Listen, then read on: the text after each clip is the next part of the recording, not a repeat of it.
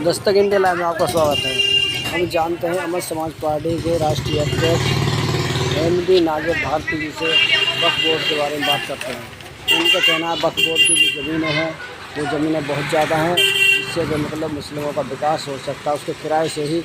और बात करते हैं कि इमामों को कई महीने से सैलरी नहीं मिली है। दर्शकों के लिए पूरा तारुफ चाहेंगे आपका। देखिए, मैं एमडी नाजिर भारतीय अमन समाज पार्टी नेशनल प्रेसिडेंट।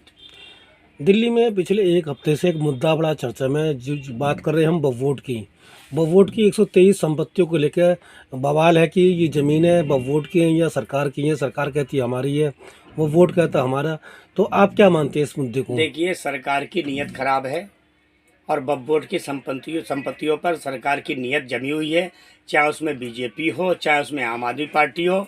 दिल्ली में इतनी संपत्ति है वक्फ बोर्ड की कि अगर दिल्ली में अगर उसका खाली किराया भी मिले, उससे क्या है, दिल्ली के जितने मुस्लिम लोग हैं उनका विकास हो सकता है। मगर ये सरकारें चाहती है कि मुस्लिमों का विकास ना हो, इसीलिए ये वक्फ बोर्ड के पीछे पड़े हुए हैं। आम आदमी पार्टी के नेता कुछ कहते हैं, बीजेपी के नेता कुछ कहते हैं। मेरी ये समझ में नहीं आता, भाई तुम और कोई मुद्दे की बात कर लो, वक्फ बोर्ड की क्यों बात करते हो? वक्फ बोर्ड की वक्फ बोर्ड की बात होनी, वक्फ बोर्ड की बात नहीं। 9 महीने तो वक्फ बोर्ड के इमामों की तनख्वाह नहीं मिली है, आप संपत्ति बता रहे हैं इतनी। हाँ, तो क्यों नहीं मिली? इसमें जो वक्फ बोर्ड अध्यक्ष है उन्हें तलब किया जाए, उनसे बात की जाए, उनसे पूछा जाए भाई ऐसा क्या है जो वक्फ बोर्ड कमेटी है क्यों नहीं तनख्वाहें दे रही है, क्या मसला है? देखिए, वक्फ बोर्ड के पास पैसे की कमी नहीं है, संपत्तियों की कमी नहीं है। और जो सरकारें आई हैं, चाहे वो केंद्र सरकार हो चाहे राज्य सरकारें हों, ये सरकारें हमेशा वक्फ बोर्ड पे तिरछी निगाह रखे हुए हैं। ये चाह रही हैं कि हम इसको कब्जा करें, मगर क्यों कब्जा करें? इनके पास जो है आरएसएस का फरमान है कि वक्फ बोर्ड की जितनी संपत्तियां हैं उनको आप एक एक करके हड़प करो, इन्हें कमज़ोर करो। ये है। तो क्या लगता है कि इसमें आम आदमी पार्टी के जो चेयरमैन अमानतुल्लाह वो दोषी हैं या केंद्र सरकार, क्योंकि एक दूसरे के पाले में ज्ञान फेंकी जा रही है? एक बड़ा रिचार्ज है आरएसएस का, एक छोटा रिचार्ज है। अमानतुल्लाह खान जो है एक मुस्लिम चेहरा हैं, उन्हें एक टारगेट करके एक मुद्दा एक तरीके से उन्हें सामने कहते हैं ना थाली में किसी चीज़ को पेश करते हैं मुस्लिमों के लीडर के उसमें। मगर मसला क्या है, ये दोनों आरएसएस आम आदमी पार्टी और ये तुम्हारा बीजेपी, ये सब आरएसएस की देन है। आरएसएस जो हुक्म करेगा उसी हिसाब से काम करेंगे। ये बात बताइए, दिल्ली सरकार है और अमानतुल्लाह खान वक्फ बोर्ड के चेयरमैन हैं, तो एक बात बताइए अपने आप को ये लाचार क्यों साबित करते हैं? अरे सुप्रीम कोर्ट है, आप हाई कोर्ट है, उसमें क्यों नहीं करते? खाली भाषणबाजी से सब कुछ होता है। उस पर वहाँ जाएं, वहाँ दिल्ली सरकार अपने वकील भेजे।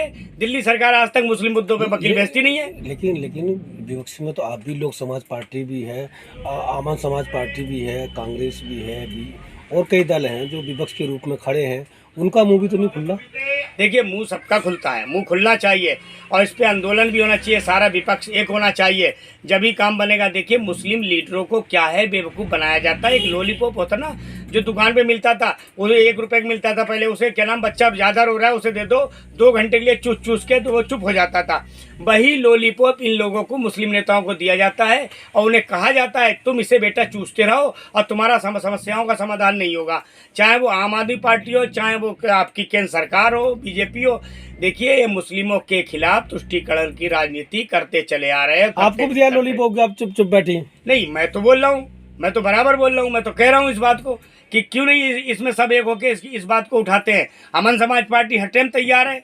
और मैं अगर ऐसी बात है क्या नाम है, आपको हम अब जल्दी नोटिफिकेशन आज जारी करते हैं, जंतर मंतर में मिलेंगे हम, अगली बार आपको वहाँ बुलाएंगे, वहाँ आपके सामने मुद्दे रखेंगे, इसी की समस्याएं रखेंगे, बात रखेंगे। जिन संपत्तियों को, एक सवाल है, जिन संपत्तियों को केंद्र सरकार अपना बता रही है, उस पर जो वक्फ बोर्ड के होर्डिंग लगे थे, जो वहाँ पर बड़े बड़े बोर्ड लगे थे, उनको कर्मचारी कुछ लोग उखाड़ के फेंक रहे हैं। अभी तक उनके खिलाफ कोई एक्शन नहीं हुआ, कोई जमीयत का बयान नहीं आया, या आम आदमी पार्टी तरफ से FIR नहीं कराई गई, कांग्रेस तरफ से FIR नहीं कराई गई। क्या ये सब एक मिले हुए हैं? देखिए, लोग कहते हैं धर्मनिरपेक्ष, मगर धर्मनिरपेक्षता है नहीं। देखिए, चाहे वो कांग्रेस हो, बीजेपी हो, आम आदमी पार्टी हो, अदर पार्टी हो, सबको अपने वोटर की फ़िक्र है। मुसलमानों की फ़िक्र किसी को नहीं है, क्योंकि उन्हें पता है बहुसंख्यक हमारे साथ होगा तभी हम जीतेंगे। ये मुसलमान 16, 17, 15% क्या है, ये तो हम इस्तेमाल, ये तो बिना कहे वोट डाल देंगे। इन्हें कहने की ज़रूरत ही नहीं, इन्हें बताने की ज़रूरत नहीं। यही बात है, जब तक मुस्लिम लोग अपना नुमाइंदा एक अच्छा लीडर नहीं चुनेंगे, और लीडर ऐसा होना चाहिए बेबाक जो किसी के कहने और बहकाए में ना आए, तब इनकी समस्याओं का समाधान लेकिन होगा। किसी पार्टी की तरफ से अभी तक ये किसी थाने में एप्लीकेशन तय नहीं दी गई कि जो बोर्ड उखाड़ रहे हैं उनके खिलाफ FIR होना चाहिए। नहीं होनी चाहिए, होगी। अगर आप कह रहे हैं अमन समाज पार्टी देगी लिखित में, पूरी दिल्ली में देगी, मैं कमिश्नर को दे देता हूँ, सिर्फ दिल्ली पुलिस कमिश्नर को दे देता हूँ। वो कब देंगे मतलब पता नहीं, नहीं आज ही लेकिन दे देंगे आपको, कल प्रेस रिलीज दे देंगे, क्योंकि हम देंगे इस बात को, बिल्कुल देंगे अमन समाज पार्टी। क्योंकि अमन समाज पार्टी कोई विशेष धर्म की पार्टी नहीं है, एक ऐसी पार्टी है सबका साथ और सबका विकास तो नहीं कहीं, सबके साथ रहने वाली पार्टी है। विकास जब हम करेंगे जब हम सत्ता में आएंगे। अभी तो हम जनता की हकूक़ की लड़ाई लड़ रहे हैं और जनता हमारे साथ है, हम जनता के लिए काम करते रहेंगे। बहुत बहुत शुक्रिया।